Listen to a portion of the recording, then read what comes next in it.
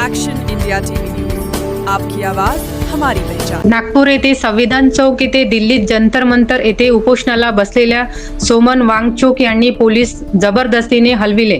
यांच्या निषेधार्थ शांतीपूर्ण कॅन्डल मार्च। दिल्लीतील जंतर मंतर येथे 21 दिवसांचे उपोषणाला बसलेले सोनम वांगचुक यांची प्रकृती खालावल्याने त्यांना पोलिसांनी जबरदस्तीने रुग्णालयात दाखल केले। सोनम वांगचुक यांच्या समर्थनार्थ नागपुरात 18 जुलैला संविधान चौक ते गांधी पुतळा सीताबर्डी दरम्यान शांततापूर्ण मार्च आणि जन आंदोलन आयोजित करण्यात आले होते। यात दिल्ली पोलिसांनी केलेल्या कारवाईचा निषेध करण्यात आला। तसेच नीट पेपर फुटीच्या निषेधार्थ आणि देशभरातील परीक्षा प्रक्रियेत पारदर्शकता यावी याकरिता हजारो नागरिक, विद्यार्थी आणि सामाजिक कार्यकर्त्यांनी या मोर्चात सहभाग नोंदवला होता।